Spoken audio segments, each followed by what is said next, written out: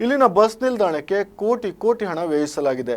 ಆದರೆ ಎಲ್ಲಿ ನೋಡಿದ್ರೂ ಕಸಗಳ ರಾಶಿ ಜೊತೆಗೆ ತ್ಯಾಜ್ಯದ ನೀರು. ಹೀಗಾಗಿ ಇಲ್ಲಿ ಅಸಹ್ಯ ವಾಸನೆಯಿಂದ ಸಾರ್ವಜನಿಕರು ಮೂಗು ಮುಚ್ಚಿಕೊಂಡೇ ತಿರುಗಾಡಬೇಕಾದ ಪರಿಸ್ಥಿತಿ ನಿರ್ಮಾಣವಾಗಿದೆ. ಬಹುಕೋಟಿ ವೆಚ್ಚದಲ್ಲಿ ಅಂಕೋಲಾ ತಾಲೂಕಿನಲ್ಲಿ ಬಸ್ ನಿಲ್ದಾಣ ನಿರ್ಮಿಸಲಾಗಿದ್ದು, ಹೆಸರು ಮತ್ತು ಮೇಲ್ನೋಟಕ್ಕಷ್ಟೇ ಇದು ಹೈಟೆಕ್ ಬಸ್ ನಿಲ್ದಾಣ ಎನ್ನುವಂತಾಗಿದೆ. ಶುಚಿತ್ವದ ನಿರ್ವಹಣೆಯ ಕೊರತೆ ಮತ್ತಿತರ ಕಾರಣಗಳಿಂದ ಬಸ್ ನಿಲ್ದಾಣದ ಆವರಣ ಗಬ್ಬೆದ್ದು ನಾರುತ್ತಿದ್ದು, ಆಡಳಿತ ವ್ಯವಸ್ಥೆಯನ್ನ ಅಣಕಿಸುವಂತಿದೆ. ಆರಂಭದಿಂದಲೂ ಒಂದಲ್ಲ ಒಂದು ರೀತಿ ಸಮಸ್ಯೆಗಳ ಮೂಲಕ ಇಲ್ಲಿನ ಬಸ್ ನಿಲ್ದಾಣದ ಕಾಮಗಾರಿ ಜನರ ಆಕ್ರೋಶಕ್ಕೆ ಕಾರಣವಾಗುತ್ತಲೇ ಬಂದಿದೆ. ಈ ನಡುವೆ ಬಸ್ ನಿಲ್ದಾಣದ ಕ್ಯಾಂಟೀನ್, ಇತರೆ ಅಂಗಡಿ ಮಳಿಗೆಗಳು ಮತ್ತಿತರ ಕಟ್ಟಡಗಳಿಂದ ಬಾಡಿಗೆಯ ಆದಾಯಕ್ಕೆ ಹೆಚ್ಚು ಒತ್ತು ನೀಡಿದಂತಿರುವ ಸಾರಿಗೆ ಸಂಸ್ಥೆ ಕ್ಯಾಂಟೀನ್ ಮತ್ತಿತರೆಡೆಯ ತ್ಯಾಜ್ಯ ನೀರು ವಿಲೇವಾರಿಗೆ ಇಂಗುಗುಂಡಿ, ಸೇಫ್ಟಿ ಟ್ಯಾಂಕ್ ನಿರ್ಮಿಸದೆ ಪೈಪ್ ಲೈನ್ ಅಳವಡಿಸಿ ದೂರದಲ್ಲಿ ಸಣ್ಣ ಚೇಂಬರ್ ನಿರ್ಮಿಸಿ ಕೈ ತೊಳೆದುಕೊಂಡಂತಿದೆ. ಇದರಿಂದ ಈ ಭಾಗದ ತ್ಯಾಜ್ಯ ನೀರನ್ನ ಒಂದೆಡೆ ಸಂಗ್ರಹಿಸಿ ಪುರಸಭೆಯ ಸೆಸ್ ಟ್ಯಾಂಕ್ ಮೂಲಕ ಹೊರಹಾಕಲು ಇಲ್ಲವೇ ಇತರೆ ಸೂಕ್ತ ರೀತಿಯಲ್ಲಿ ವಿಲೇವಾರಿ ಮಾಡಲು ಸಾಧ್ಯವಾಗದೆ ಚೇಂಬರ್ ತುಂಬಿ ತುಳುಕಿ ಹೊಲಸು ನೀರು ಹೊರನುಗ್ಗಿ ಬಸ್ ನಿಲ್ದಾಣದ ಪ್ರವೇಶ ದ್ವಾರ ಮತ್ತಿತರೆಡೆ ಹರಿದು ಬರುತ್ತಿದ್ದು, ಸುತ್ತಮುತ್ತಲಿನ ಪ್ರದೇಶಗಳಲ್ಲಿ ದುರ್ವಾಸನೆಗೆ ಕಾರಣವಾಗಿದೆ. ಬಸ್ ನಿಲ್ದಾಣದ ಆವರಣದಲ್ಲಿ ಶುಚಿತ್ವದ ನಿರ್ವಹಣೆ ಕೊರತೆಯಿಂದ ಅಲ್ಲಲ್ಲಿ ಕಸ ತ್ಯಾಜ್ಯಗಳ ರಾಶಿಯೇ ಕಂಡುಬರುತ್ತಿದೆಯಲ್ಲದೆ ಬಿಯರ್ ಮದ್ಯದ ಬಾಟಲಿಗಳು ಕಂಡುಬಂದು ಆಡಳಿತದ ವ್ಯವಸ್ಥೆ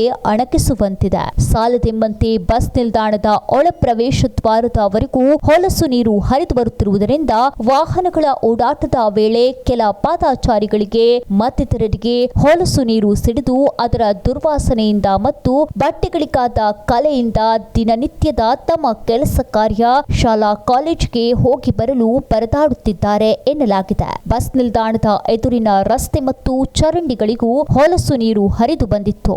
ಸಾರ್ವಜನಿಕರು ಇಲ್ಲಿನ ಅವ್ಯವಸ್ಥೆಯ ಬಗ್ಗೆ ಮಾಧ್ಯಮದವರ ಗಮನಕ್ಕೆ ತರುತ್ತಿದ್ದಂತೆ ಎಚ್ಚೆತ್ತುಕೊಂಡ ನಿಲ್ದಾಣದ ಅಧಿಕಾರಿಗಳು ಚೇಂಬರ್ ನೀರು ನಿರ್ವಹಣೆಗೆ ಸ್ವಲ್ಪ ಮಟ್ಟಿಗೆ ಪ್ರಯತ್ನ ನಡೆಸಿದರಾದರೂ ಅದರಿಂದ ಸಂಪೂರ್ಣ ವ್ಯವಸ್ಥೆ ಸರಿಪಡಿಸಲು ಸಾಧ್ಯವಾಗಿಲ್ಲ ಎನ್ನಲಾಗಿದೆ. ಹೊಲಸು ನೀರು ಹರಿಯುವ ಸ್ಥಳದ ಅಕ್ಕಪಕ್ಕದಲ್ಲಿ ಹಲವಾರು ಜನರು ತಮ್ಮ ವಾಹನಗಳನ್ನ ಪಾರ್ಕ್ ಮಾಡುತ್ತಾರಲ್ಲದೆ ದಿನನಿತ್ಯ ಬಂದು ಹೋಗುವ ಸಾವಿರಾರು ಪ್ರಯಾಣಿಕರು ಬಸ್ ನಿಲ್ದಾಣದ ಆವರಣದಲ್ಲಿರುವ ಅಂಗಡಿಕಾರರು ಮತ್ತಿತರರು ಮೂಗು ಮುಚ್ಚಿಕೊಂಡು ಅಸಹ್ಯಕರ ವಾತಾವರಣವನ್ನ ಸಹಿಸಿಕೊಳ್ಳಬೇಕಿದೆ. ಇತ್ತೀಚೆಗೆ ತಾಲೂಕಿನಲ್ಲಿ ಡೆಂಗ್ಯೂ ಮತ್ತಿತರ ಕಾಯಿಲೆಗಳು ಹೆಚ್ಚುತ್ತಿರುವುದು ಕಂಡುಬಂದಿದ್ದು, ಬಸ್ ನಿಲ್ದಾಣದ ಈ ಸ್ಥಿತಿ ಸೊಳ್ಳೆಗಳ ಉತ್ಪತ್ತಿಗೆ ಕೊಡುಗೆ ನೀಡುವ ಮೂಲಕ ಮಾರಣಾಂತಿಕ ಕಾಯಿಲೆಗಳಿಗೆ ಆಹ್ವಾನ ನೀಡಿದಂತಿದೆ. ಬಸ್ ನಿಲ್ದಾಣದ ಆವರಣದಲ್ಲಿ ಹೊಲಸು ನೀರು ಹರಿಯುವ ಕುರಿತು ತಾಲೂಕಿನ ಸಾರ್ವಜನಿಕರು ತಮ್ಮ ಆಕ್ಷೇಪ ವ್ಯಕ್ತಪಡಿಸಿದ್ದು, ಸಾಮಾಜಿಕ ಕಾರ್ಯಕರ್ತ ಮತ್ತು ವಕೀಲ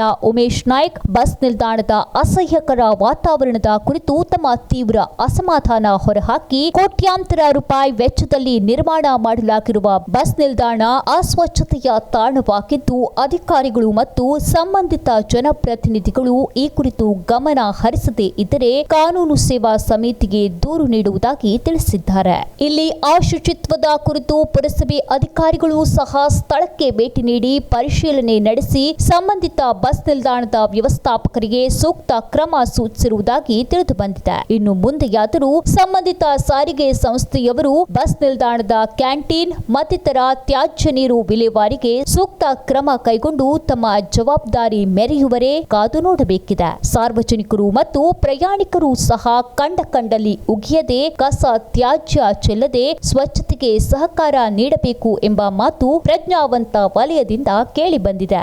ಕೋಟಿಗಟ್ಟಲೆ ರೂಪಾಯಿ ಖರ್ಚು ಮಾಡಿದಂಥ ಅಂಕೋಲಾ ಬಸ್ ಸ್ಟ್ಯಾಂಡ್ ಇದು ಉದ್ಘಾಟನೆಯಾಗಿ ಕೆಲವೇ ವರ್ಷಗಳಲ್ಲಿ 1-2 ವರ್ಷಗಳಲ್ಲಿ ಅವ್ಯವಸ್ಥತೆ ಅಗರವಾಗಿ ಬಿಟ್ಟಿದೆ.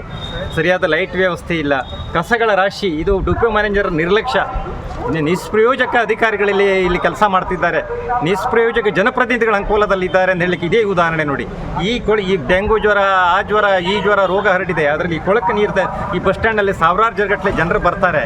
ಈ ಕೊಳಕು ನೀರು ರೋಗ ಹರಡಿದ್ರೆ ಯಾರಿಗೆ ತೊಂದರೆ ಆಗ್ತದೆ? ಆ ದಿಶೆಯಲ್ಲಿ ಈ ಅಂಕೋಲಾದ ನಿಷ್ಪ್ರಯೋಜಕ ಜನಪ್ರತಿನಿಧಿಗಳಿಂದ ನಿಷ್ಕಾಳಜಿ ಅಧಿಕಾರಿಗಳಿಂದ ಅಂಕೋಲಾ ಬಜಾರ್ ಸಂಪೂರ್ಣ ಹಾಳಾಗ್ತಾ ಇದೆ ಅಂತ ಹೇಳಲಿಕ್ಕೆ ನಾನು ಬಯಸ್ತೇನೆ. ಅದಕ್ಕೆ ಸಂಬಂಧಪಟ್ಟ ಅಧಿಕಾರಿಗಳಿಗೆ ಕ್ರಮ ಕೈಗೊಳ್ಳಬೇಕು. ಇಲ್ಲವಾದರೆ ನಾವು ತಾಲೂಕು ಕಾನೂನು ಸಮಿತಿಗೆ ಅರ್ಜಿ ಸಲ್ಲಿಸಬೇಕಾಗ್ತದೆ. ವಿಸ್ಮಯ ನ್ಯೂಸ್, ವಿಲಾಸ್ ನಾಯಕ್, ಅಂಕೋಲಾ.